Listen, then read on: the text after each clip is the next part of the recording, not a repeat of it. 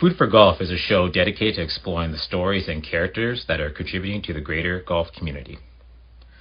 All right, so today we are joined by Josh Rutherford from @Slinging It Sports.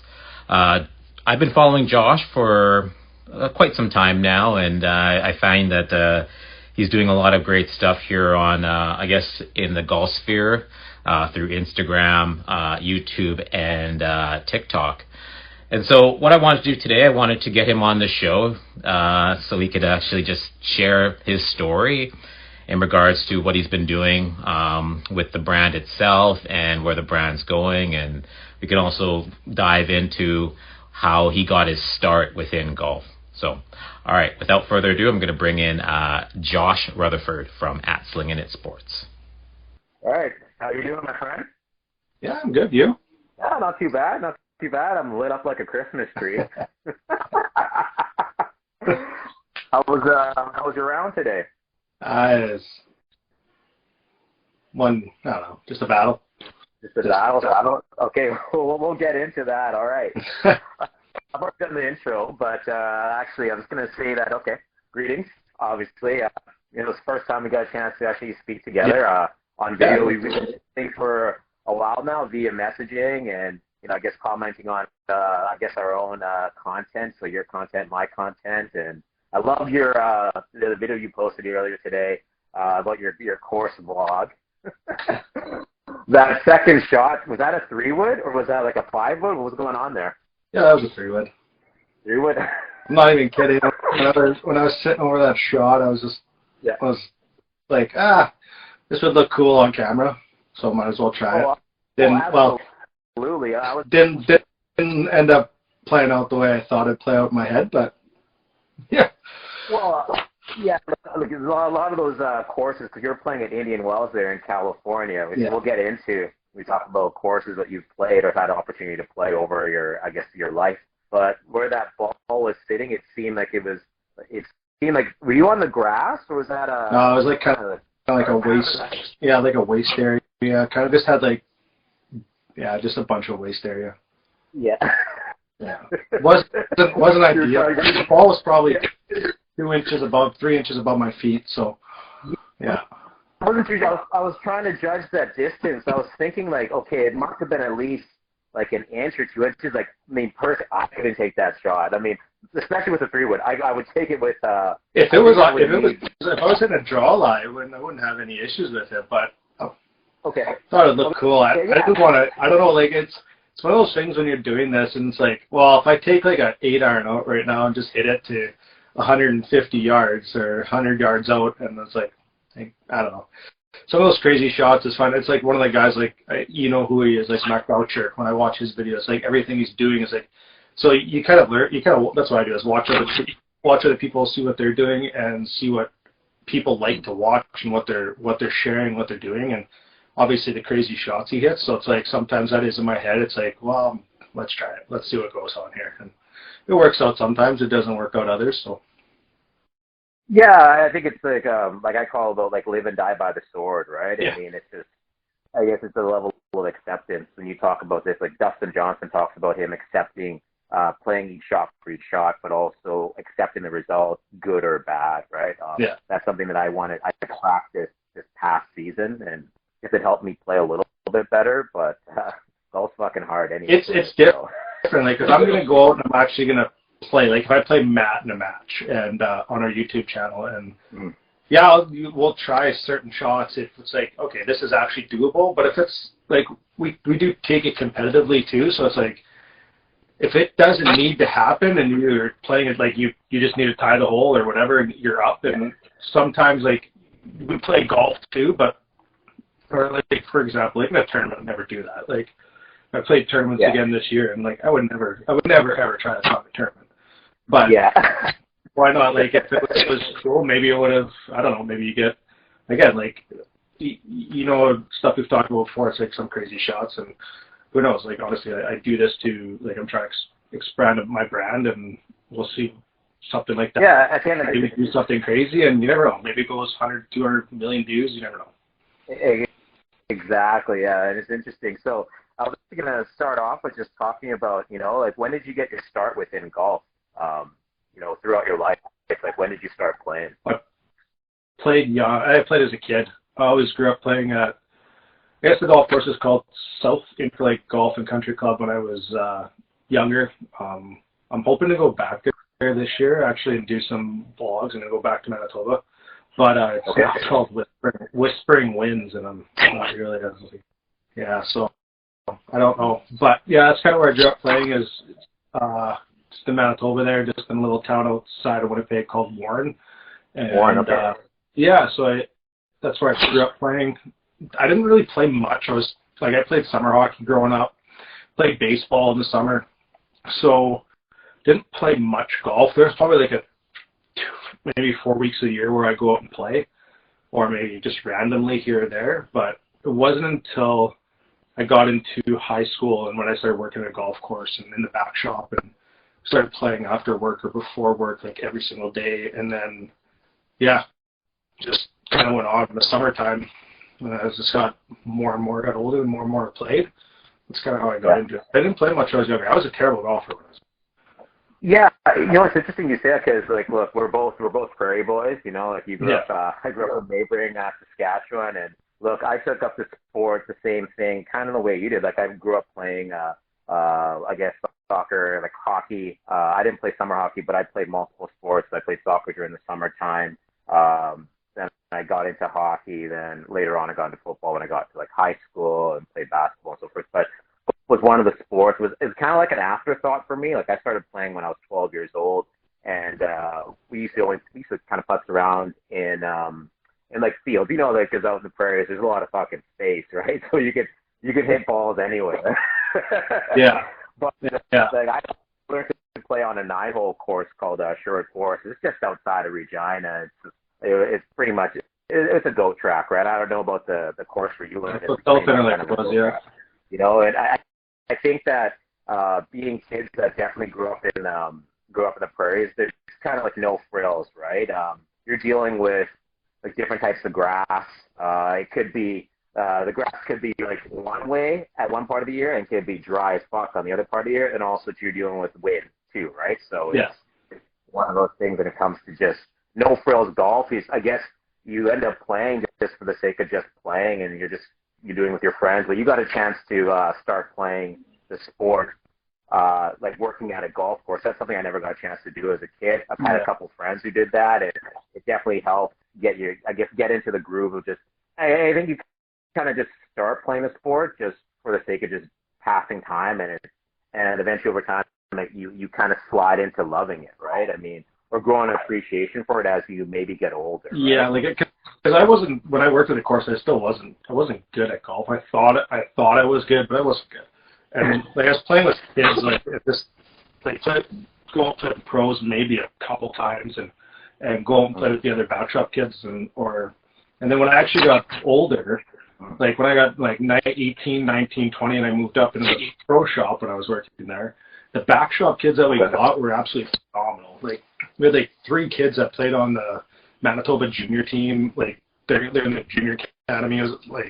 So they're 3 or 2 to 5 years younger than me, and they're going out there and beating me. So like, that was actually probably the first step to where I started getting better at golf. Was just like the whole saying goes, you play with the better golfers you play with, you're going to get better. So learning from them and a couple of Manitoba junior champions, just working with them, and so it's that was kind of like the first thing for me to kind of realize, like, hey, you need to do this or that, or this is what you need to do to get better. And for me, the first thing was distance, right? Like, I just needed to get distance. So that was when I took my first lessons. So All right. Would you see?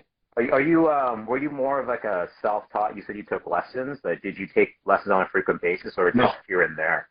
No, I took 3 lessons. When you were like what? Well, I went up to the pro, like, so I was working with like the GM, and I said, hey, like, I'd like to take some lessons. Like, I just wanted to get better, and we did 3. Like, it was like $150, or he's like, whatever, 3 lessons, give me $150, and it was just did 3 different lessons over the course of like 6 weeks, and it was a battle that whole year, like, because I hit like a big old like 30-yard cut slice, whatever you want to call it, and it was just obviously playing that ball flight's not conducive to shooting low scores. Yeah. So like as a kid, I need to learn how to hit a draw. And I think for that whole next year, it was just like snap hook. But it's like buy into it and just continue with the process, and eventually it worked out. And I have just a natural draw. I don't have to think about it. Yeah. It's just my swing. Okay. Did you always know that you were a left-hand golfer? Like, were you a left-hand? Yeah. Are you left-handed or are you right-handed as a I'm right-handed. person in life? Right-handed. I play golf left. I play hockey left. I bat left, but I throw right. Throw right. Okay. It's interesting because I played hockey left. I'm right-handed. I play hockey left, but everything else, golf, baseball, bat, and swing the club right-handed, which is crazy. I don't know, right? Yeah. I guess. There's a lot of left-handed hockey players, and a lot of guys that are left-handed hockey players play golf right. I don't understand it. It's the same motion when you kick a slap shot. I don't get it.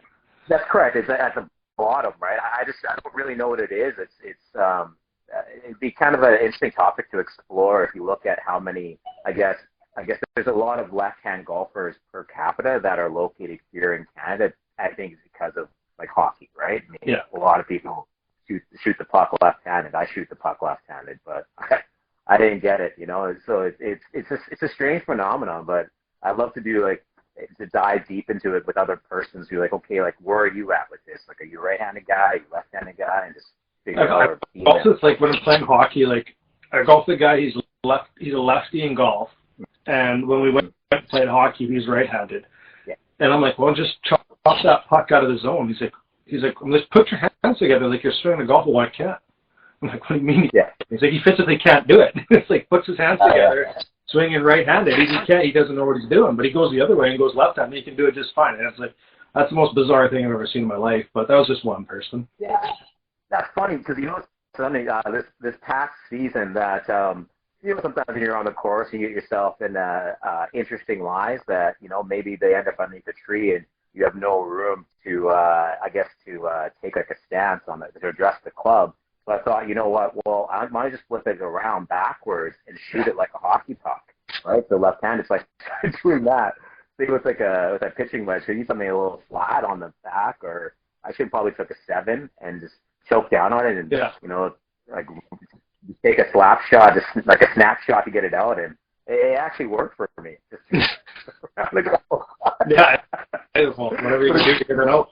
Exactly right. Whenever it is what it is. So, anyway, I was going to say to you. So you played hockey at a competitive level. That's the sport that took you that you played outside of, I guess, your standard youth or an elite level, correct? You spent some time down in Minot. Yeah. Okay. So I actually went down to school right out of high school when I was 18 to a little town in North Dakota first, called Botno. I spent a year there, and then went back and played junior hockey in Manitoba for a couple of years. And then I didn't think I didn't know if I wanted to go back to school, so then I took a year off and went out and tried with a couple pro teams. Okay. Didn't actually sign off track. Okay. But yeah, I was out east in the States, and it's actually fun. If you watch that Netflix series with the Danbury Trashers. Yeah. Yeah, I was there. Danbury Trashers. I was there 2 years after that when they started a new team up. Oh. Yeah, I didn't know anything about it either. Yeah, so spent like a month there. Wow. Yeah, and then came back home, and just a year, kind of literally, I was working at a hockey training center, just working with kids and skills, and that's all I was doing. And then out of nowhere, I got a call from Minot's coach and wanted me to come down. And so I guess a couple of guys on the team knew who I was and kind of mentioned them. And yeah, it's the old saying goes, if you're not doing, it was funny. Our coach literally in the dressing room one day, it's like right before Christmas, I think we were like number 3 or 4 team in the country at that time. And he's like, hey, if you have any friends anywhere that's just doing nothing and their career's going nowhere, get them here. It's like, okay, so it's the place to go to die. So yeah, it's yeah, I know. Was that Minot? Were you playing college hockey for Minot, or was that another team? I'm just curious. No, Minot State. Yeah, it's an Minot State. Yeah, because that's the Peters.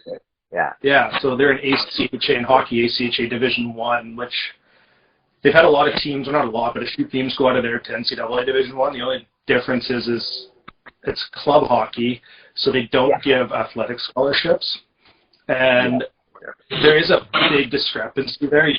There is like 6 to 8 like really good teams when I was there, but then there's a huge drop off. Like, so yeah, it's competitive to a standpoint. Like you could go beat teams by 8-9 goals, and then a dozen games a year it's gonna be good hockey. But it's a little bit of a drop off, but I don't know. I follow it still to this day. It looks like it's still really good hockey, and like they get all junior A kids, so like, they get some pretty decent players, and they're picking from the best that don't go NCAA, right, or CIS. They're picking those kids, so they get some pretty good talent down there. Yeah, actually, a guy I grew up with here in Regina, Saskatchewan, Tyler Burby, he played there a number of years before you did. And yeah, so that's how I knew that Minot State had a hockey team, but more on a club basis. And was not familiar with the system in regards to NCAA, where they have Division I hockey, then they have Division III. There's no Division II, but programs such as like Penn State and Arizona State Sun Devils, they started off as club teams, and now look at them.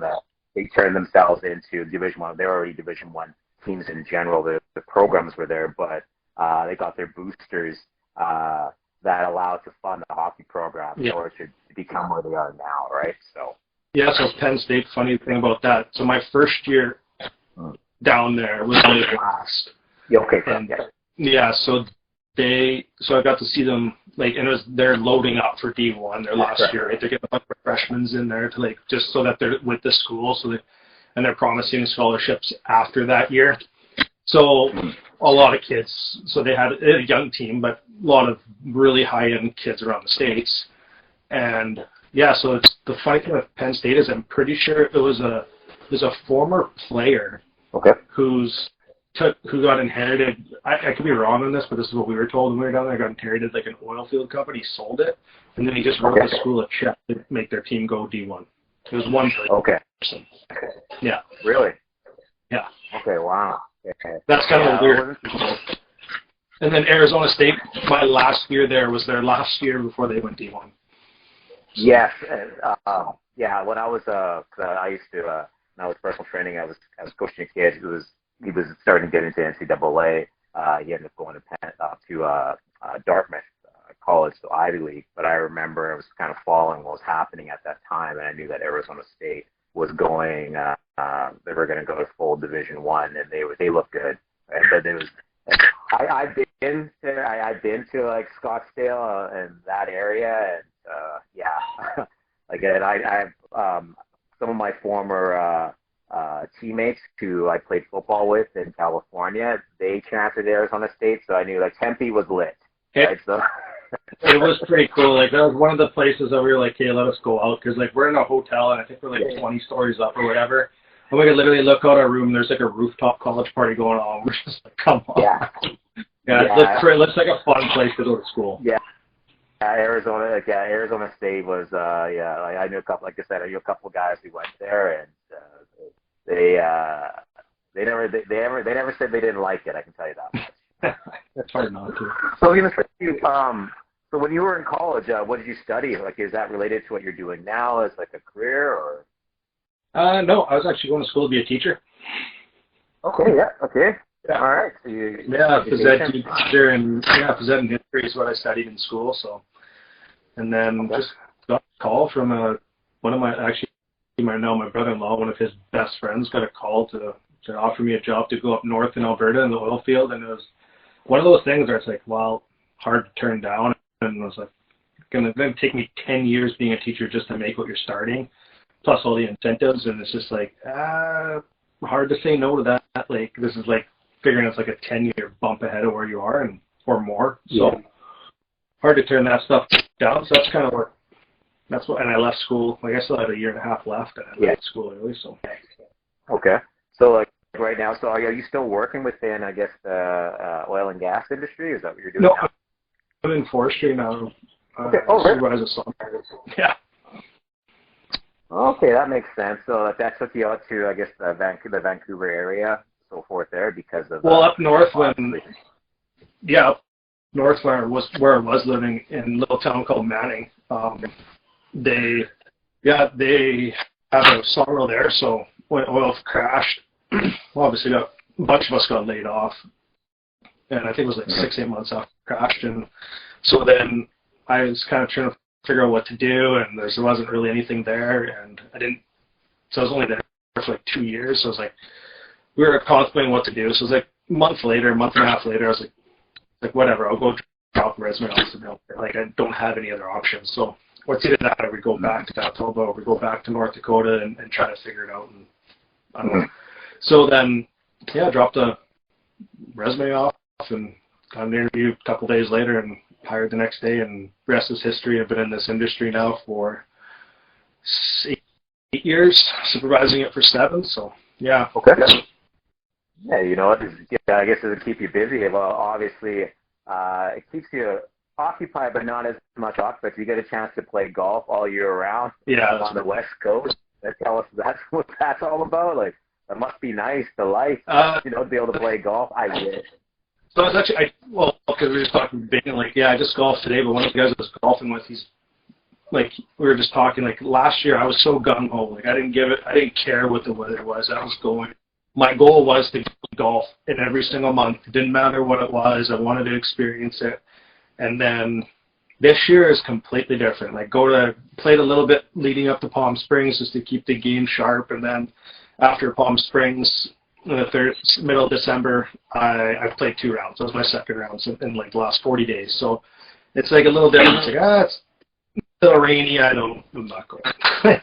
So, and it's like cold. So, and then again, with all the editing and stuff, it takes a lot of time. So like to do, like, I got all the Palm Springs trips done, but that like takes like 4 hours to 6 hours per video, and I got 13 videos done, so it's just like 2-3 weeks of just like continuing editing on it and outside of work, and obviously all the stuff I do on TikTok and Instagram as well. So it's like you just combine all that stuff, and it takes a lot of time. So once you get kind of the bigger stuff done with, it kind of frees you up a little bit to golf, and I'm kind of now just getting into that area to where I have a little bit more time. So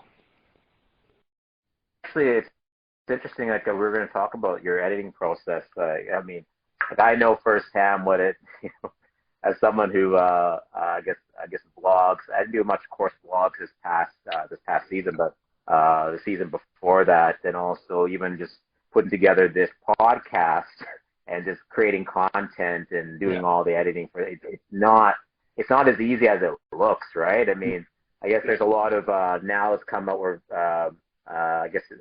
men and women, more so a lot more men now are parts of, they have like a golf influencer, golf community, like ensemble of people that are contributing or creating content together, and that's given them an opportunity to maybe share the workload. But for those of us who are creating from from our own means, just ourselves, it's a process, right? I mean, it takes a lot of time. When I first got into it and started doing this, and then really when I thought of doing this, and I started hitting into simulators and doing that stuff. Is kind of how I got it up north, because I wanted to do something through the winter over COVID. I didn't really know what to do. I'm not even gonna lie, I downloaded an Instagram account, and then literally a month later I never had Instagram. I only had Instagram for 1 month before I started doing stuff on social media. I just had Facebook, and wasn't ever like interested in like diving into it. I was always kind of like, I don't need to worry about other people's stuff, and this is how it was. Like, and then just all of a sudden I was like, I'll download it, see what it is. COVID, you're not really doing anything. Downloaded it, saw all this stuff for a month. I'm like, I can do this. So I started making videos and just on Instagram, and and then after a year, or 4 or 5 months, and then the move here, I didn't know what to do. Like, I wasn't really posting or wasn't really doing anything.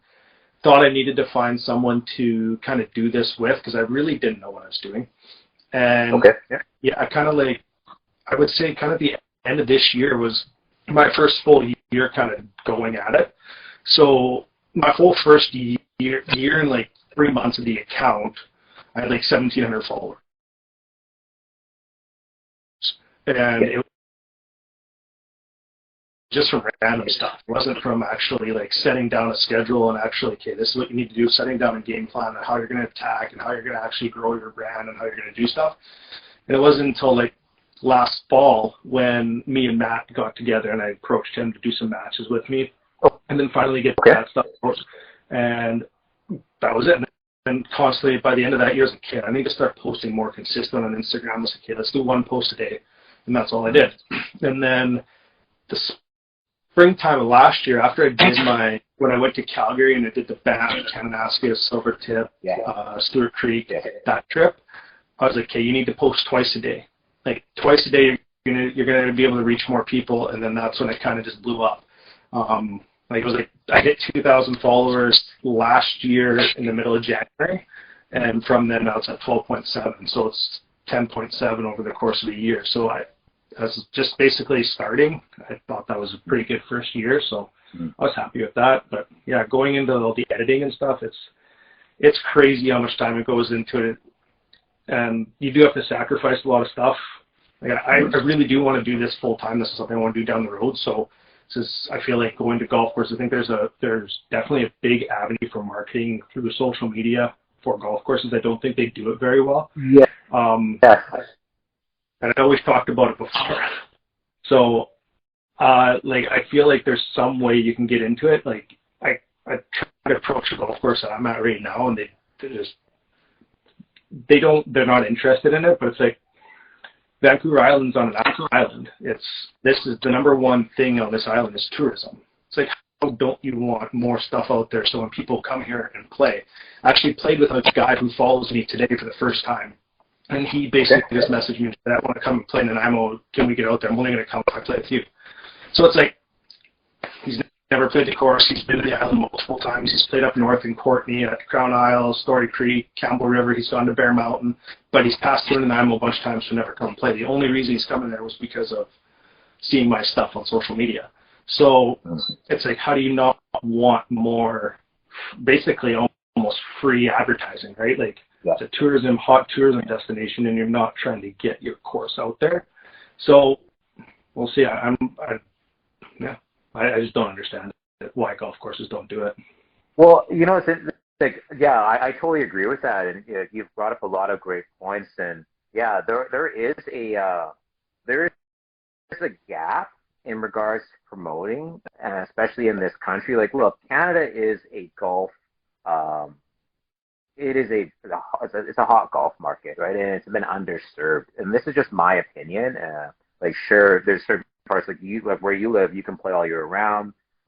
Stay like on the prairies. The season's a little bit shorter. In Ontario, season probably goes from March until November, and then on in, like, I guess in the East Coast, it might be a little bit shorter, maybe around like April to, I guess, maybe October, like early October. That's where the seasons are. But there's a lot of courses outside of, like, I know from living in Ontario for a number of years, there's like 820 courses in Ontario just alone, right? And you go across the board to places like, I guess when you talk about hot spots for golf, I would say Toronto and Greater Toronto. Then after you have like Vancouver area, like Vancouver Island, around that, and you have maybe parts of the prairies, because obviously you got the courses, the Banff courses, and around the Calgary, and then you go probably more like east to like the Cabots, PEI, right? And that's where we're at, right? Where when it comes to like mindshare, but there's so much great golf, and even out here on the prairies, there are some great courses. I would say not probably the southern part of the prairies of Saskatchewan, like in Saskatchewan, but the central part of Saskatchewan there is, and having access to like courses up in like Elkridge and you would say like Cook Municipal and courses like that in that area. But I feel that then this next generation of players, and especially Canadian players or anyone that, like these courses, some of them are private. I was actually going to ask you about the course you play, whether it's private or public, but even these mom and pops or these public tracks or semi-private tracks, so they can do a lot better in regards to them getting themselves out here on social media through visual platforms like Instagram and like TikTok. But I would say more like Instagram, right? It's there is a gap, and you actually, like, I've thought about those ideas, and I did think about that last year, at the beginning of the season, to approach some of the courses that were in the Greater Toronto area, but I didn't end up doing it. I watched them on social media. You can see that they need a little bit of work, but even for them to just be featured, like, it doesn't take much for get some people out there so people can see. You can even notice because you might not even see a track that you've never even played before if you've never been to an area and you see it via Instagram. I mean, like, hey, you know, if Josh comes, I see you playing out in Nanaimo, right? So a couple of your videos, and I'm like, hey, you know, I've never heard of that course. You know, let's hear about it, right? Yeah. Right? So, no, I think it's the way to go. Like the one thing I've seen it on a few golf courses and a few influencers' pages is they're putting that they're an ambassador for a club. So it's like, okay, and I think that honestly, I think that's going to be huge. So again, I honestly I follow, like I watch a lot of Mac Boucher stuff, and like he's at Bear Mountain 3-4 months of the year. Where do people associate him with? Bear Mountain. Where do people see his? Yeah. He's out there so much. His content's out there so much. I lived on the island, and I didn't even know about Bear Mountain until I saw his stuff on Instagram. Okay. And yeah, that might be pretty, like, I guess, dumb of me to say, because like it is 2 top 100 golf courses in Canada, and how I didn't know that they were on the island. But just it's even stuff like that. People who golf all the time, they know stuff about golf. Golf courses aren't generally, people don't, unless you're searching that area. But like when I was moving to Nanaimo, I was like, hey, search Nanaimo, what golf courses are around Nanaimo. Well, I'm not looking at Victoria an hour away because why am I traveling an hour 20 minutes to go play golf when I got 6 golf courses within 30 minutes of me, right? So yeah, I never looked, and then all of a sudden it wasn't from like people giving word of mouth, and then it wasn't until I saw his videos and I was like, oh, I want to go play that course. Like, it looks unreal. And it wasn't from the fact of what he was doing on the course. It was from the fact that the course is just legit an unreal place to play. Like, the Valley course there, I think actually should be rated higher. It's a phenomenal golf course. And, they keep it in great condition all year. Like, they got 2 hotels there. Like, it's marketing that side of it. And he's done a great job for them marketing the golf course, but there's so much more that goes involved in it. It's like, let's market your food, let's market your the place to stay. Like, and that's kind of like where I want to go with this. Is kind of, I'm trying to see how it works, but it's like more so hit up the resorts and hit up other golf courses while you're there and kind of give everyone the total experience. Exactly. And I think that's golf. Why do you go on a trip? Why do you go? Yeah. Right. So. Yes, it's interesting that because golf brings people together, and I feel that is the case. But there's other elements of golf itself that you can explore and enjoy. So hypothetically, if you have a partner who might not be into golf, all right, or you go on a couples thing, or if she's not, or he or she is not into golf, but how can you maybe have that experience where they go together, where you're just golfing, but maybe exploring the area, or just the thought process behind just sleeping or staying at a place, right? Like, I had never realized that course was a stay and play, right? And I didn't know it actually had 36 points. Yeah, no, people do a great job at marketing. Like, I don't want to say like they don't, but like they miss everything. Like, as a golfer on a trip, like I follow Foreplay. I watch all their videos, and the one thing they do that I love is you see everything from the time they get there, the time they arrive, how do they get there, what do they do the day before, their breakfast, everything. And that's what you want to see in a trip. You want to see everything. What is this experience going to give me if I go there? And I don't think that's out there that much. I think when you plan a trip, you kind of really don't know what you're getting into. And planning a golf trip costs thousands of dollars. And when you spend that money, you want to make sure you're going for the right reasons. And that's kind of what I want to do. I want people to make sure that when they go to these places, that they're doing it for the right reasons. So this time when I went to Palm Springs, like, Indian Wells caught me. I worked with them I was blown away that they did it. Like, it was the first time it happened to me. And had an awesome day. Like, so, okay. And I wish I could have like shown more of it. It was just trying to cram everything in there. I didn't really have and again, like, I'm starting to learn, you learn as you go. And it's like, okay, I need to be there like 2 hours before the first tee time next time, because I need to be able to show so much more, because I would like to see so much more. So this will trial to Palm Springs is like the next trip I go on. It's just going to be able to like get more and more of that content that I think is more valid that I would like to see, and I hope other people and golfers in general like to see if they go on trips. Absolutely. For someone who, like, I used to live in California, like NorCal, and I haven't been back to that part of the country since 2005. It's been a long time. However, watching your videos featuring Southern California golf was amazing, right? I mean, and like the experience, like, yes, there's the course there, and you obviously know that as the recent recent tournament, last week's tournament, PGA tournament was played there at the West Course, but there's other things that are going on there, or even seeing the course, say, like, okay, what the clubhouse looks like, what's the driving range look like, what, like, the practice facilities, and, like the carts, and like, what are you getting behind the scenes, but like, what makes, like, okay, like, if you talk about, you could just go up and you look at a course and what their green fees are. Okay, well, these are the green fees, but like, what are you getting for that fee, right? Exactly. Yeah. No. Okay, so so I didn't realize that. Okay, so Indian Wells comped you to get out there. Like, so did you paid for your travel, or did they? How's that work? Yeah, so we went out.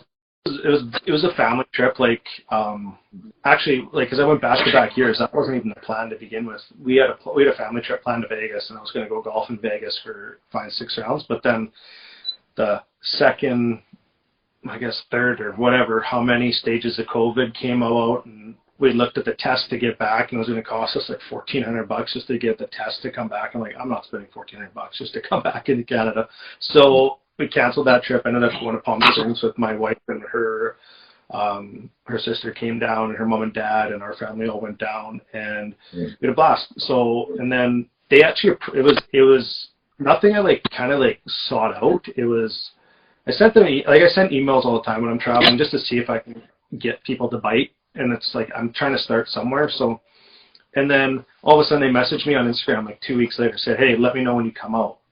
And so I called or emailed them back, and then ended up actually just calling the guy, because he did respond to one of my emails like a long time ago. So like, well, let me see if his phone number's on it. So I got his phone number, called him, we started talking, and he just said, yeah, we'll comp you when you come here, all this stuff. And so it comes down to the things like, don't just take no. It's like, if you just keep pushing, stuff's gonna happen, right? So like, and I don't just take no. I'm pretty sure my golf course is getting pretty annoyed with me pushing them to like do stuff too. So, but like, I don't. It just, I'm trying to. I take what I do as a business. So it's like, I want to make it a business eventually. Absolutely. So yeah, no, that was it. And again, going off your question, Indian Wells. Sorry, Donovan, just cutting out there. No, that's all good. Can you hear me now? No, Yeah. I guess your internet might be a little, I don't know, is it my internet or yours? You're a little, like, am I pixely? You're kind of pixely. Yeah, you're a little pixely, but I only have 2 bars, so I hope it doesn't. Okay, you don't have Wi-Fi connection, or what? Do you just, like... I do have Wi-Fi. But it's just, it's giving you less. Whatever, well, it is what it is. I'll clean it up in post-production. You know how it runs. Amplifying, like, maybe, like, filter the video around. Okay, so I'm actually going to ask you about your, so the course you play, what's the name of the course that you play at on a regular basis? Nanaimo Golf Club. Nanaimo Golf Club, okay. So is that a private, semi-private, public track? What is it's that? semi-private, and I think non-members can't play till after 12, unless a member can only bring a guest out 48 hours in advance before 12 o'clock. So if there's an open tee time, you can bring a guest out, but honestly, what people do is they just put it, like everyone does it, they just put other people's names in there, and then they pull it out 48 hours before, and then they call it a pro shop. So okay. There's no reason in the rule. Like, it's not a secret. Everyone does it. So. Yeah, gaming the system. So I was actually going to say about that course. So since you guys it's open all year round, right? Which is unless there's snow. Awesome. Unless there's snow, and you got a couple dumps last, like, obviously before Christmas. We got a couple dumps this year that are pretty bad. Yeah, but again, growing up in Manitoba, it's nothing. But again, it shuts down everything because it's so wet. it's just, that's the thing is when I came here and people are like, oh yeah, if we get snow, it just shuts down. And I'm like, okay, and you guys just can't handle snow, but it's different. It's like super wet, heavy, and like if you have a small car, you ain't moving in it. Like we had a snowstorm this year, so we can get my car up my hill from my place. And I was just like, yeah. So and it's just different when you got roads that are like this, and you're trying to go up it in ice and snow. You can't get any speed going. You just can't. Yeah, so it's zero traction. Like when people don't understand, they've never, more than likely, a lot of people in this country, unless you don't live on the prairies, you kind of never really visit, right? Unless someone works, so they don't kind of get it where it's flat. But you know, like winter driving's a sport where we come from, right? But yeah. So ask you about the course you play. I guess you're a member at. What are the green fees? Like, when you come in, if you're a guest, how much do you pay? Right now, guy just told me today he paid $65 to go play, but it's not bad. The one thing I'll say, it's not bad. And he even said to me after, he's like, man, that was well worth $65. Like he's like, that was cheap. So, and it's not bad because like it is I will give it to the golf course. They do a phenomenal job. The drainage is great. Didn't have a single speck of mud on my shoes, like just on the bottom, like just in your spikes. Other than that, like the greens are phenomenal right now, and the course is just in great shape. But it is the best winter course. Everyone tells me on the island, but I think Bear Mountain's pretty good too. But it's nothing north of Victoria is going to come close to Nanaimo in the wintertime. So really, you get a 50 mil dump of rain, and then next day you go out there and your ball's not plugging. Yeah, like I was looking at the course itself. Like your videos, your videos actually obviously, I guess it obviously does the course justice. But even those little details such as that, like, I mean, that's what I'm asking about. It looks like it's great all year round. It is. You can't go wrong with, even if it's drained properly like that. So that place is 18 holes, right? Yeah. Okay.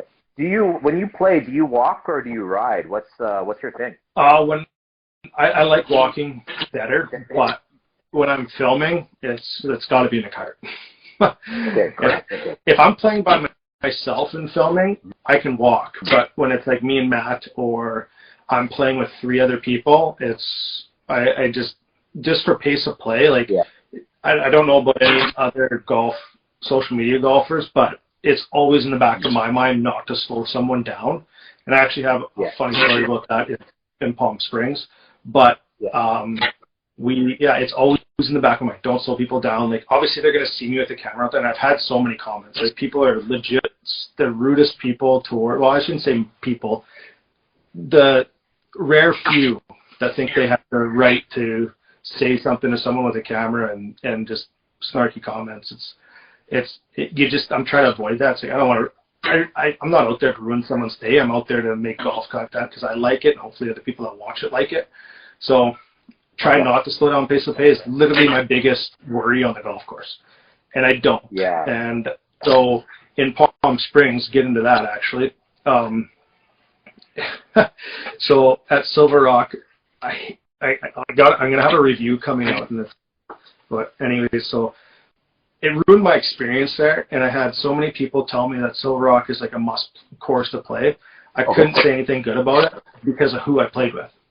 Okay. And right off the start, like, just I tell everyone kind of what I'm doing, just so that they kind of understand kind of like what's going on. And no one said anything. And it's like the 4th or 5th hole in, the one guy comes up to me, and he's like, "Hey, do you think you could, when we're on the green, you want to just wait till everyone putts out before you start doing your thing?" And I'm just like, sit there, and I don't want to go like, no. I'm like, if that's what makes you comfortable, I'll do that. Like, if that's what you want, I'm fine. And and meanwhile, like, this next hole that we're on, I'm up at the green because don't want to slow pace of play down, and they're both 200 yards back. I'm just like, come on. And then I have to wait for you to get to the green, wait for you to putt out, and then I got another group waiting in the fairway, seeing me with the camera on the green, thinking, oh, the guy with the camera's slowing everyone down. It's like, come on. So it ruined my day because maybe it's just me, but it's just like they were slow enough as it was, that I was not slowing pace to play down. So okay. So was it you and two other guys? So you guys were a threesome at the time? there was four actually. So, yeah. Four. Okay. Were you with? So did you know the fourth or? No, I didn't know any of them. No. Okay. I went to Palm Springs, golfed on my own. Yeah. Okay. Did you? So there were the two guys who were, I guess we call them Exhibit A assholes, and then the other guy. Were you? Did you and the other guy share a cart, or did you guys have four? Did you guys have? Was there three carts? No, there's 3 carts.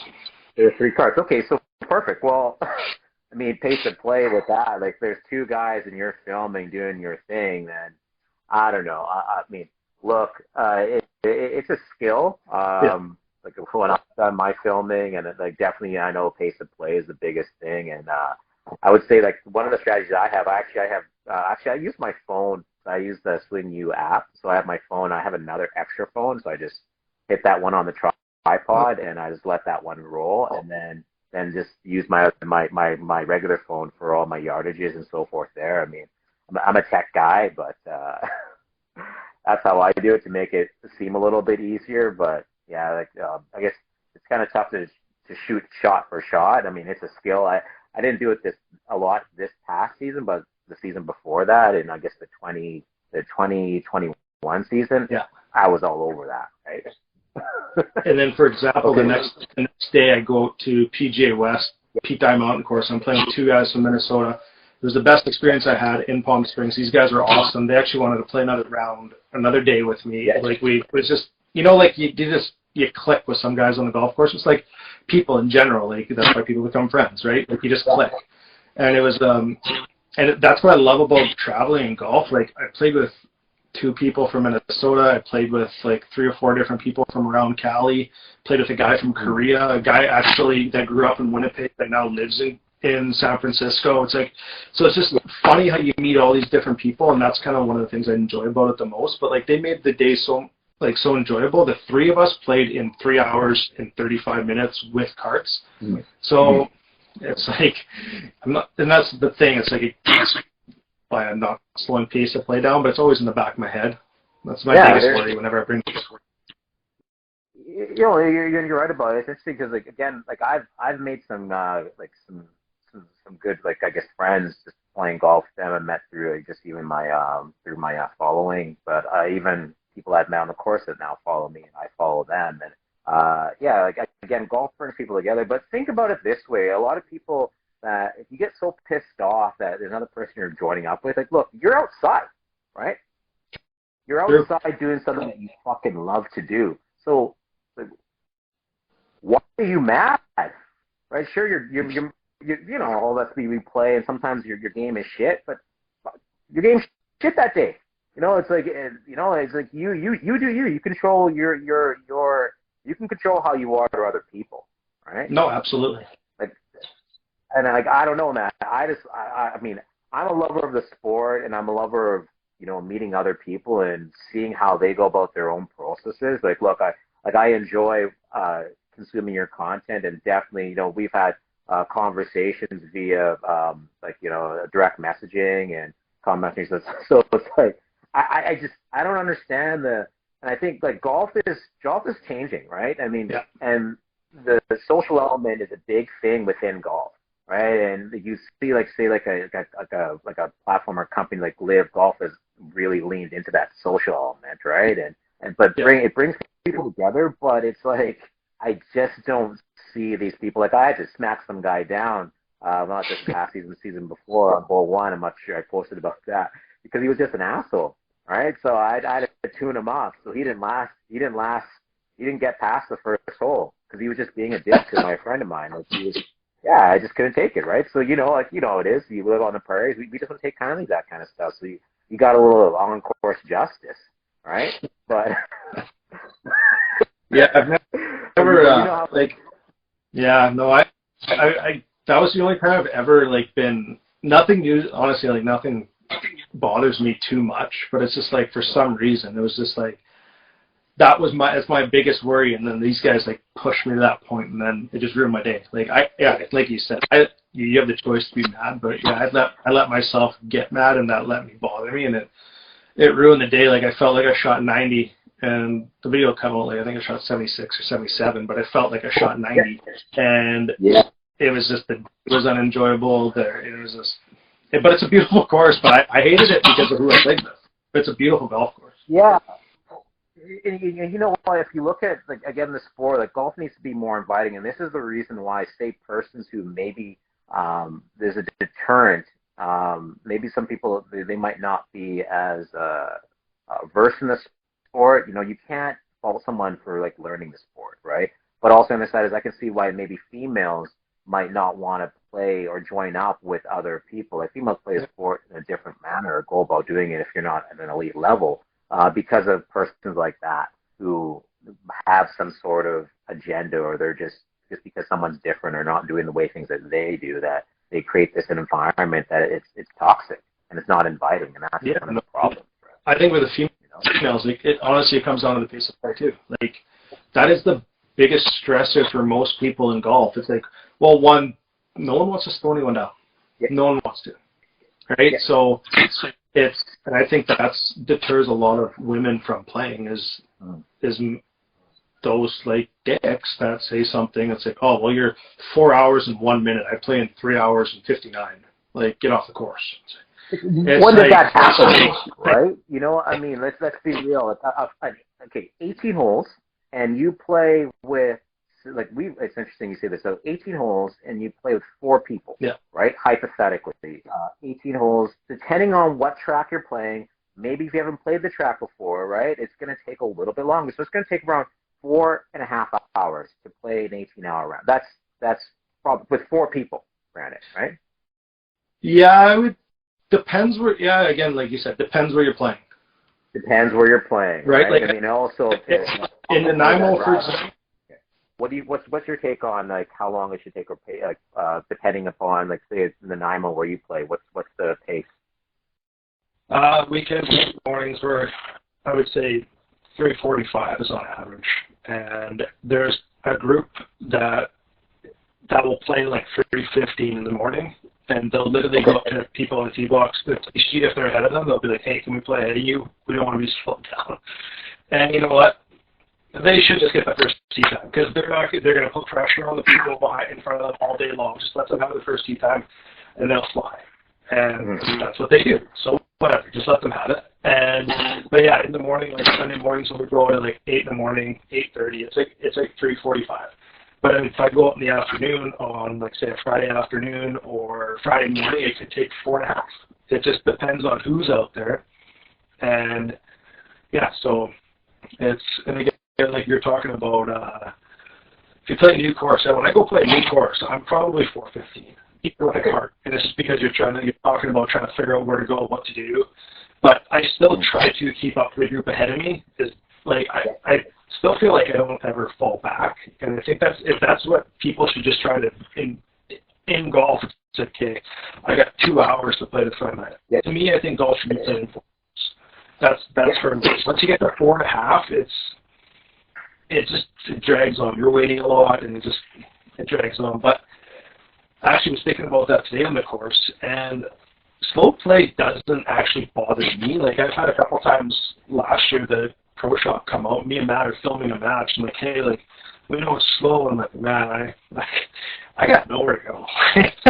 I'm out here, I'm playing golf. Like, it doesn't bother me. Like, man, if we're out for 5 hours today, we're out here for 5 hours, I'm still going to be out here. So I think it just depends on if you have to rush to get in a game, that's going to ruin the day. But if you have 5 hours to go play golf and it's going to take 4 to 4.5, you're probably not going to be bothered by it. So. Yeah, and you're right. And like personally, I'm not bothered by slow play. It doesn't really affect me. Again, being out in nature, I'm just there. I'm just trying to enjoy myself, and I could be doing other things, but I'm actually golfing, so I'm happy about that. So I'm with you. There's a rare time that maybe slow play. I guess one of the last rounds I played when we got to we played at like Richmond Hill golf course, and we were at hole, I think would have been hole. Yeah, we were just going to tee off on hole 11, and we were already 3 hours, like 3.5 hours in. That was pretty bad. Like there was like no marshal to be seen, and yeah, for sure that there was an issue. But I don't know. It was a fall day playing golf in November. It was probably like 20 degrees. You couldn't go wrong with it. So, yeah, like there was another guy in our group. So my friend Steve's buddy had to be somewhere. And if you've ever driven around in the Toronto or Greater Toronto area, the traffic that's a huge issue for us. So golf rounds usually golf isn't as you play a 4-hour round of golf and it takes you about an hour to drive to your destination. So it's usually like a 6 or 7 hour shift, right? So it's a full day of it's pretty much of a commitment there. But okay, yeah, I was actually going to ask you what? Sorry? Oh, go ahead. I was going to ask you about your home course. What's the total yardage on your home course there? It's just over 6,300 from the blues and just around 6,700 from the blacks. Okay, so yeah. like right now today, it's probably playing another 400 yards longer than what it would on a regular day because you get zero roll. Like I'll flip the ball and my ball will be right behind. Like you can see where it landed. And again, it doesn't plug there, but it's like an inch away from where it landed. Okay. So it plays long in the wintertime, but yeah, I was telling them that we got to play the back tees every day next year because, putting out 490-yard par fives or 480-yard par fives for whole logs doesn't really. I get chirped a lot for it. Oh, really? That's so funny. Okay, that makes sense. All right. I was actually going to ask you. So, you've mentioned to me, but you're friends with Aaron Cockerill, right? You know, who right now he is playing on the DP World Tour. I've been following a little bit. You know, these last 2 Rolex events here. I saw that last weekend he missed the cut by a decent amount, but this weekend he just missed the cut by like I think 1 stroke. But did you guys grow up together in Manitoba, or what's the deal there? Yeah, he's 3 years younger than me. So I didn't really he went to a different school in a different town, and then I didn't really know who he was until high school golf. And he's grade 9 and goes and shoots like 34 on the 9-hole qualifying day that were 35 on the 9-hole qualifying day we had as in grade 9, and I'm like, who the hell is this kid? Yeah. And we're all I'm in grade 12, been on the team for 4 years. I didn't make the team that year in grade 12 because I sucked. And like I was talking before, how all these young, good kids came up in the back shop. Well, those are the kids that kicked me off the high school golf team too, because they're all shooting mid to like 35 to like 38, and I'm around 40, 42, 43. Yeah, so I didn't. Yeah, so no, it was crazy. And then like there's a hole on there, and it's like, oh yeah, did you hear Aaron drove the green? It's like I think it was like a 320-yard par 4 or something, and he's like driving the green. He's 15, 14 years old. It's like, okay. But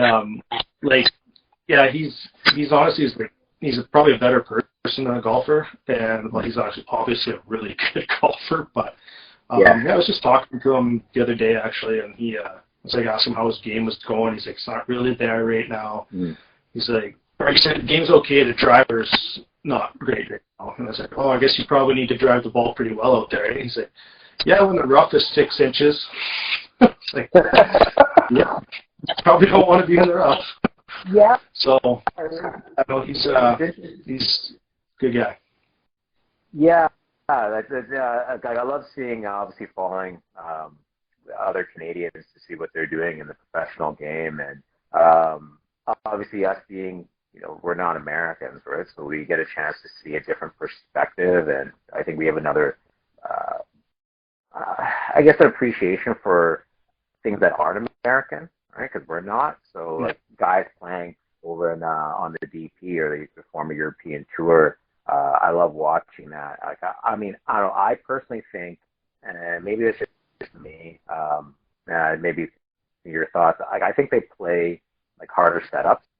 I personally think that. I mean, I don't know what Aaron's told you, but I don't get to watch it. I've been talking about this stuff, but I don't know if he would know because he's never played on the Corn Ferry or the PGA Tour. Right? He played on the Canadian Tour, and then he decided. Well, I'm pretty sure. Again, don't quote me on this. I didn't get the exact didn't really get the exact detail from him, but I know he went over there because for world ranking points. It's an easier way to get more world ranking points. So because the DP World Tour gets more ranking points than the Korn Ferry Tour, and it's so to get over there and try to get into that tour, which he played in the Challenge Tour, I think it was for 1 year. I could be wrong, but then he went to the first DP, or at that time the European Tour qualifier, and he qualified in the first stage and got his full status in his first year. So like that, obviously a stress reliever. Then COVID, then they all got exempt their cards again. So he got 2 years on there, and he's taken full advantage of it. He had a really good year last year. Really good year. Yeah.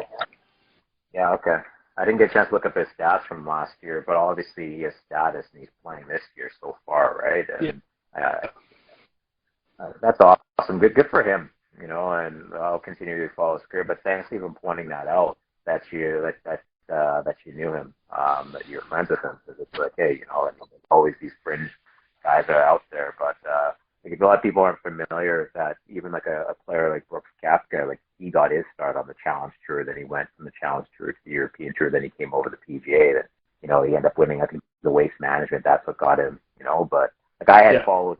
I actually knew who Brooks was because he was playing over in Europe. Because I'm a Nike guy, right? So I was familiar with who he was prior to him, like blowing up on the PGA Tour, right? And you could tell that this guy was legit, or like an athlete legit, right? So I don't know. Is like Cockerill himself? Did he play other sports other than just golf, or what? Yeah, he played hockey and baseball growing up, and then he's got I know the story, but I've listened to a couple of podcasts he's been on. He's told it quite a lot out there, but like the reason how he got into it was like he was playing baseball, and I think it was someone on his baseball team was just like, hey, you want to go play in this golf tournament? Like, I'm going to play in a golf tournament this week, and he's like, sure, anyone.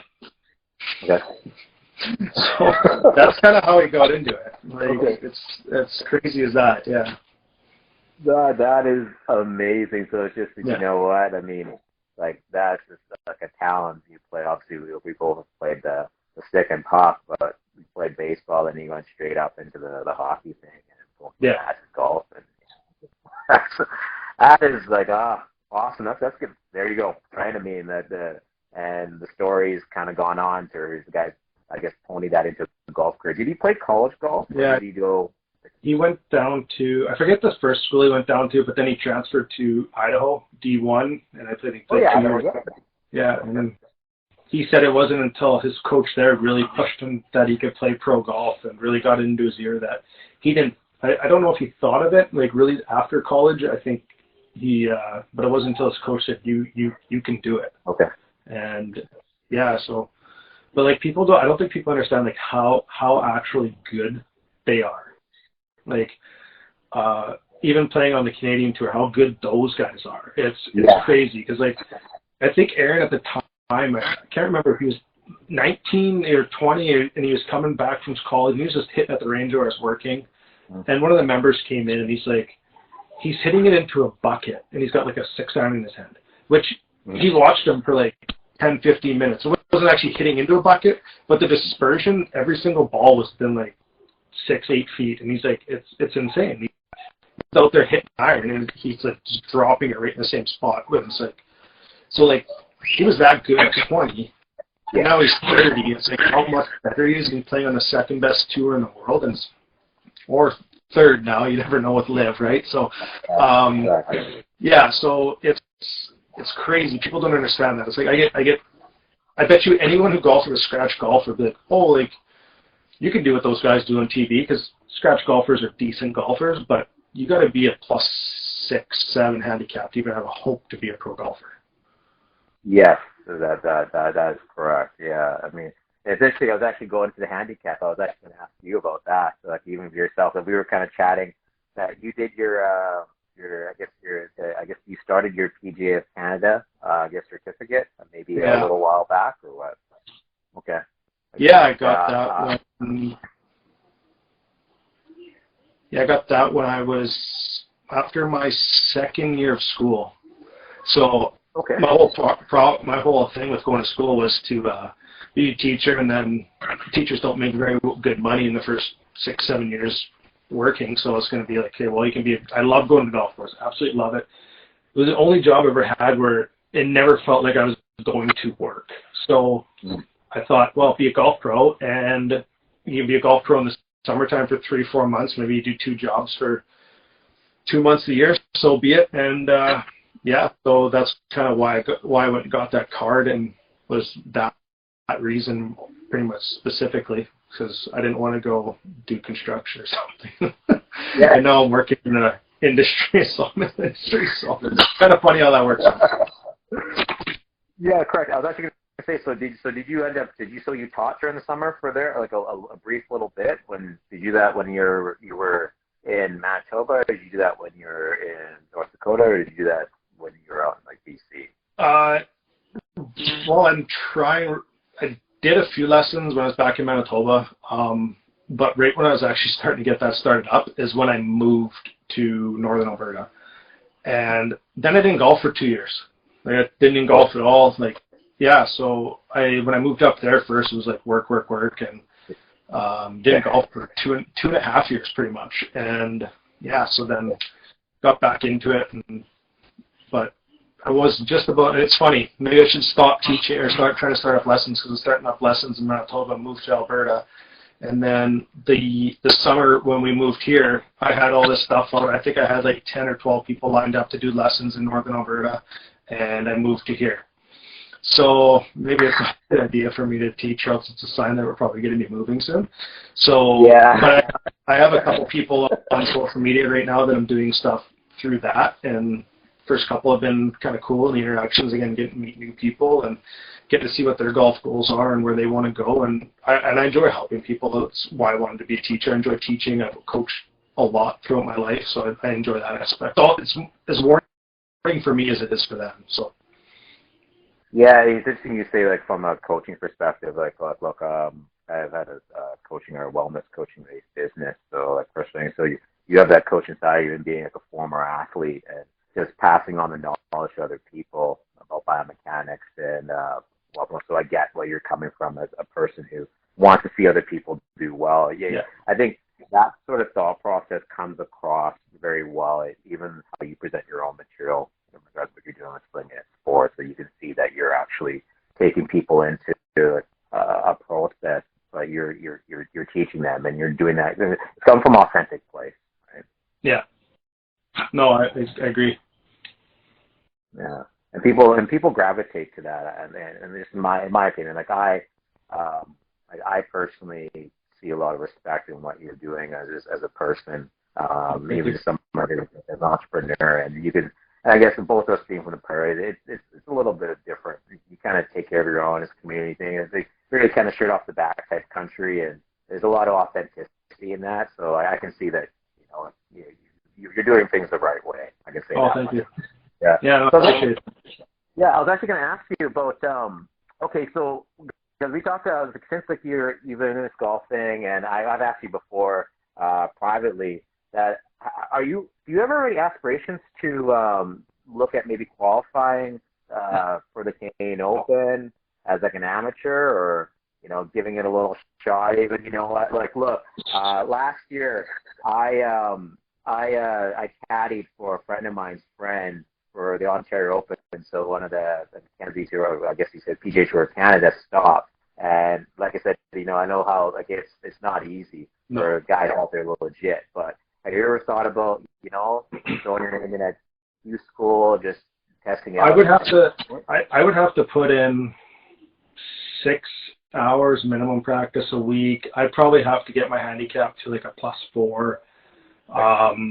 Like, it's just, if I wanted to do that, I would have to stop doing social media. Okay.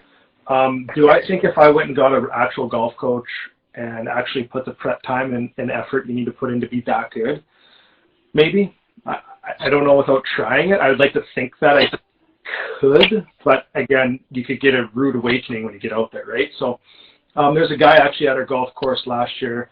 He was Australian, and he was a +2 handicap, and he went to the Canadian Tour Youth School at Crown Isle and didn't qualify.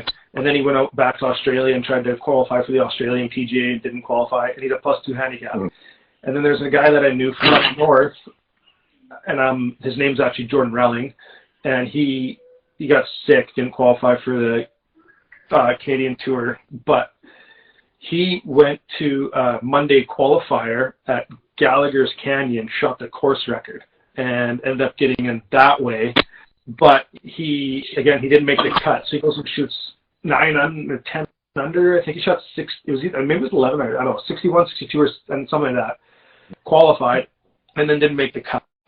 Okay. And he's a phenomenal golfer. Like, I think he's a +4, +5, and he works at Tobiano. He got his PGA Tour Canada. He got his club card, and he's working at Tobiano now. But and he's got the course record at Tobiano too. But it's so there's those guys who can go low. You gotta, and again, I don't know how to go low. My lowest score is only 66. Okay.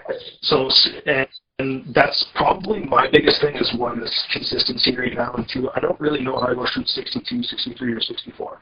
And playing with Matt, who probably I don't know the rankings, but he's got to be a top 10 junior in BC. And I wouldn't be surprised by the end of this year if he's probably the best junior in BC. But he's a +4. He's 16 years old, and he goes out. Funny thing we're talking about here, I shoot 73 last weekend when he made me feel like I shot 80. He shot 67. Really? And yeah, he shot 67. I shot 73, and I'm just around the golf course, just grinding just the half holes. And you're just out there, and if I was golfing by myself in my own ball, it would have been totally different. But it's when you're golfing with someone that good, it makes you feel 73 is not good enough, right? 70 is not good enough. You got to go shoot 65 if you want to beat someone like that. So you need to be able to shoot that 6, 7, 8 under, and I don't know how to do that. And maybe one day it'll click, but I don't put enough time into practicing. I put more time into editing and creating content, which I love to do. So I don't know.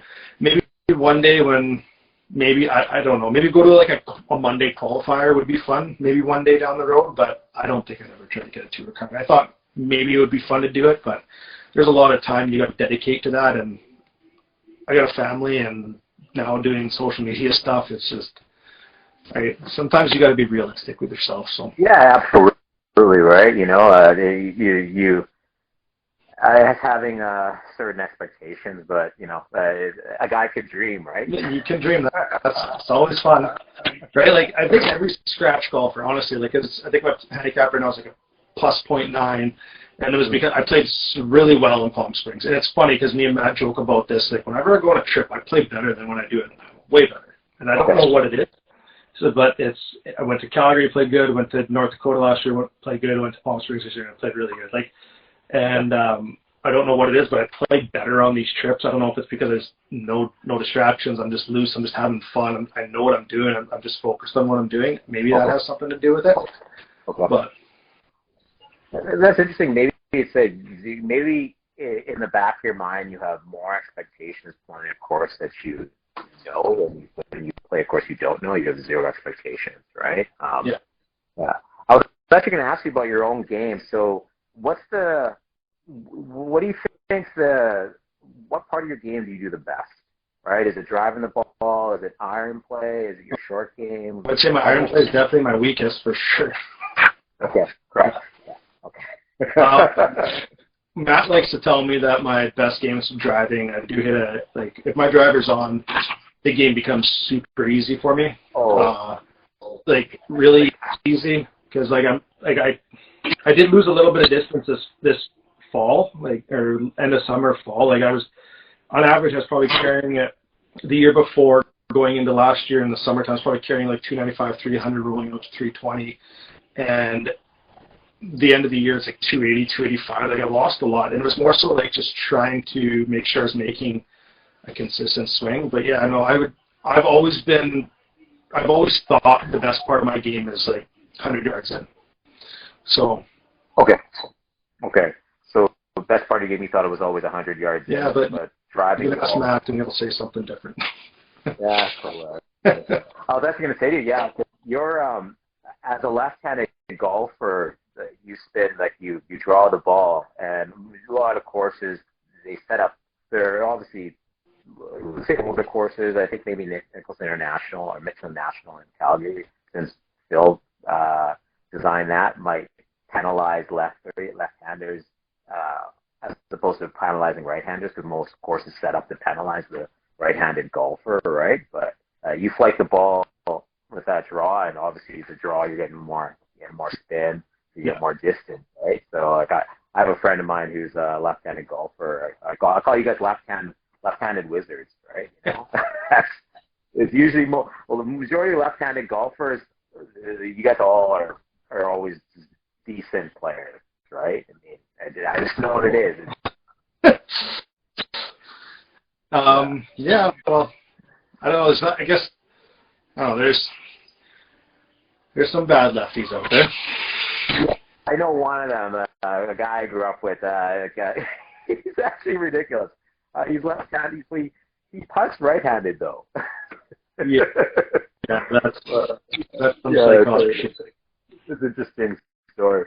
Okay, I was actually going to ask you, like, for all the courses, so you've traveled Western Canada, then also you've traveled, you've been in the north part of the United States and the western part of the United States. So, what would you say some of the best tracks, or your favorite tracks that you've played?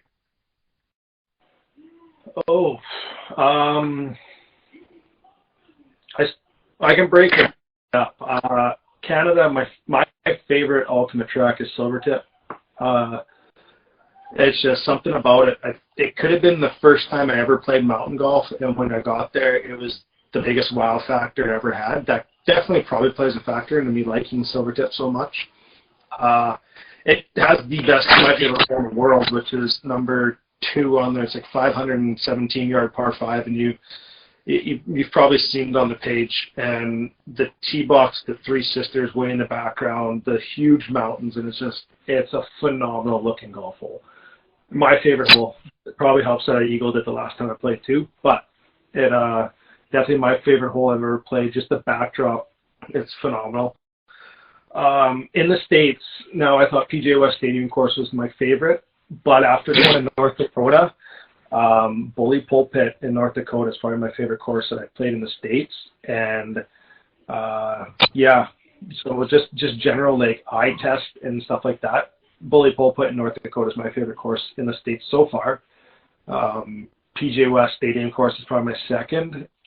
So, but facility-wise, again, I know I said they caught me, but Indian Wells staff, everything, the experience blew everything I've ever experienced in the golf world. So, like, they had stuff at night. They had a skating rink there, which is crazy because they're in California. And an outdoor skating rink? Huh? Like an outdoor skating rink in California? Yeah. Oh, only one in Southern Cal was at Indian Wells. Okay. So, yeah, they had it. I think they had it just for like the Christmas season. Okay. And yeah, they have like a night golf thing there. They light up the range. They do a whole thing at their putting green. It's all lights and games. It's a cool experience. Okay. And yeah, so yeah, I would say that was the best facility and resort I've ever played at. But courses, my favorite one in Canada is Silvertip, and then Bully Pulpit, North Dakota. North Dakota. Okay, that makes sense. Yeah, I have friends who've played at Silvertip. Good friends of mine that's gone out that way. They went out this past year. I think they went the year before that. So I've heard good things. I haven't played there yet. Obviously, that is on the bucket list. I've heard it's something. It's something to again, up in Canada. If you're those people who are listening or watching that aren't from Western Canada or Canada in general, that we have great golf up here, especially in the Rockies, right? Yeah. Okay, and the Bully Pulpit. That is that the course that it kind of looked like it was kind of like a Lakes Inspired type course. Kind of looks like you're in Africa, honestly. You're in the Badlands. Yeah. Can you hear me, Jonathan? Yeah, I can hear you. Yeah, correct. Okay. So, yeah, it's kind of looks like you're in the Badlands, or you are in the Badlands. You're right in the Badlands, North Dakota. I've never been to. It's just something that I'm like looking around, just the style of trees and like videos or pictures I've seen. I was like, Jesus, this is what it looks like. This feels like that's where I was. So, and it's just so different. You couldn't get that anywhere else. And the back nine has like a 4-hole stretch that just blows you away. Like it's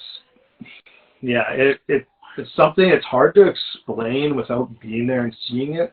If you go watch the videos and stuff, you can maybe get a little bit of a taste of what I'm talking about. But it's one of those things that there's a few golf courses. Well, not few. I try to play some of the top end courses, especially the ones with a lot of like good views. It's kind of something I like try to strive to get out to people. But with that course, it's just you sit there a little bit longer than like you just wonder like how is it here kind of thing. Like how did you think to put it here? And yeah, it's I don't know. It's one of those you have to go experience it. You just have to. The front nine it's okay. It's definitely a good golf course, but the back nine it's something out of this world. Okay. I'll remember that. Yeah, because I remember watching your videos and I was asking like, hey, where is that? Right. I knew it was somewhere in the prairies. I wasn't too sure it was Manitoba, but okay, and it's not on the Great Plains, being that's like the Great Plains for the United States. But the Badlands, they reminded me of a course that's just north of here in Saskatoon, Dakota Dunes. I know that my Saskatchewan who have played there, and I've been high on that. It's one of my favorite courses that I've played so far within life. But I played there towards the end of the season, so that would be so. Yeah, that's a good facility. They have 36 holes there, right? They only have 18 at Dakota Dunes, from what I gathered. But I don't know. From what I saw, 18. But I could be wrong about that because I only spent maybe a number of hours to just wander around, and I got out, so I was just passing through. But I was actually going to ask you. So I guess what's next for Slinging It Forth in 2023? Like, what do you have in the chamber? What do you got? There's a couple things. Okay, cool. One I don't want to talk about unless it comes out. You'll be one of the first to know. I'll send you a message if it comes out. But I got like a Proud 90 who sponsors which one I went out for clothing and brands. So I got all with them coming up in a week. Okay. And we'll see what kind of goes on with that. I know they mentioned something last year about a content week, which they bring all their creators together. They did it the year before, so I'm hoping that comes about, because then something I've been wanting to do for the last 6 months is start to find people to collab with. So, and they got some pretty big names under who wears their stuff, like CEO Golf is under them. And another guy that I talked to now a little bit is Golf Gamble. He just started up last year and he's got like 40,000 followers. So, so it's just meeting these people, seeing what they do, what works, what doesn't, what they have done that's failed, that I don't make that mistake, or just collabing with them and getting on their channel. And obviously, you have to get a following in a community together to be able to grow and be able to do what you want. So hopefully I can they can help me reach other people. So I'm hoping that happens if it does. And then I'm going to go back to Manitoba sometime either spring or fall, go play there. And we got a little baby on the way, so it's going to be kind of put a little roadblock into something, but it's a good roadblock to put up. So. Yeah, I was actually going to say, I guess, early congratulations to you and your lady. Yeah, thank you. Know that happening in your life. So when are you guys expecting the new edition? July. July. Oh, cool. I'm a July birth, so I'm the 31st. I'm a Leo, but I'll push it. Maybe that, I don't know. You might more likely. Are you guys thinking early July, or it's you got mid-July?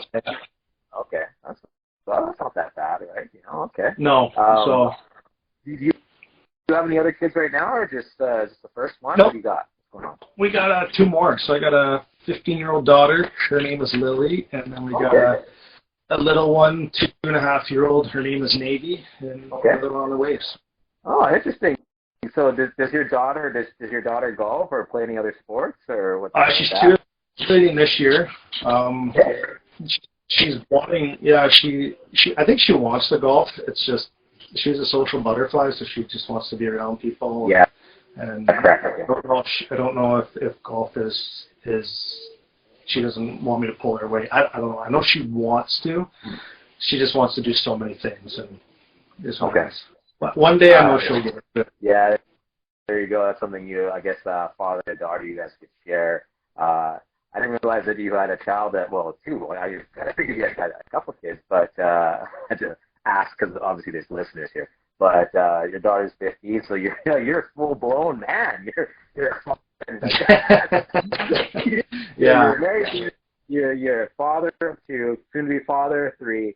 Also, too, like you're an avid golfer and you're a content creator. So that's all hats to juggle. So big props to you, my friend. That's amazing. I'll give props to my wife, Caitlin, because if it wasn't for her to let me go out and do this stuff and kind of just, like, it takes a lot of time. So I wouldn't be able to do it if it wasn't for her, to be honest.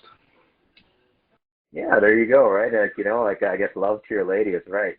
Again, a lot of people, I guess there's certain things, I'm not sure she golfs or she probably enjoys other things, but it's like a 100. You give 100, the other person gets 100 back, and it's a mind share of thought process of just living life to enjoy things you enjoy, right? So kudos to both of you guys being able to balance that out. Yeah, she's special.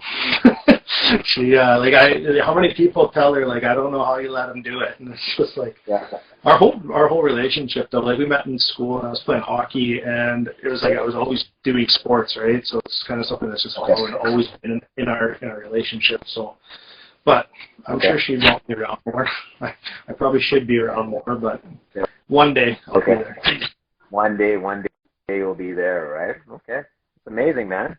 But all right, well, I guess just kind of wrap some things up here. But I guess thanks for joining us and sharing your story. And I love the conversation that you and we've had conversations through DM and following your content. So I thought I'd let people kind of come in here to take a peek on some of the things that we've spoken about, and just to be able to get to know you and actually to follow what you're doing at Slingn It Sports, because.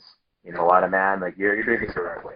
And I hope things are going to go well for you. Just keep sticking with it, and the sky's the limit. That's what I'd say, right? And you have more incentive to do it, but I mean, mad respect, 100%. Yeah, it's a lot of time. I think doing what, especially you do, how much time you put into it. You have to really enjoy it, and it's quite a question I get quite a lot actually is like, so what do you do? Well, do you like doing the editing? Like, I love it. Like, it feels like I'm like, especially the stuff I put together on YouTube, like you're putting together like the story, and it's like it's a rewarding feeling to like just put it out there, and then I don't know, like I know I only get like a few hundred people watching a video right now, but it's got to start somewhere, and it's just kind of cool seeing that. It's like when I first started putting them out, it's like 40, 50 people watch it. Now it's 100, 200, 300, 400. Or the video I put was like that I almost shot 29. It's like almost 1,000 people watched it. So hardest platform by far to grow on. And so I like doing that part. I like putting that out of the story, and I enjoy editing. It's just, if you don't enjoy that part of it, just don't even bother doing this, because this is going to be frustrating and not fun. Yeah. And you say that editing is, if you look at like the digital age, it's an art form though, right? I mean, people like to paint, people like to draw, maybe some people like to sculpt, right? It's you're telling stories, right? And I never thought I would do it. Yeah, and it's a process, but it's always nice to see the finished product after. It doesn't matter. Yeah. You put it together, and you can paint a picture, and does someone like it? Like I'm big into photography. I used to love doing that when I was in school, and I did it a little bit. But maybe someone might like it, maybe they might not. But it's there, right? Yeah. Exactly. All right, my friend. That's I guess that's a wrap. I guess thanks for watching, guys, and watching and listening, and I'll get back to you guys again with our next episode with, I don't know whoever, but with someone. Thanks.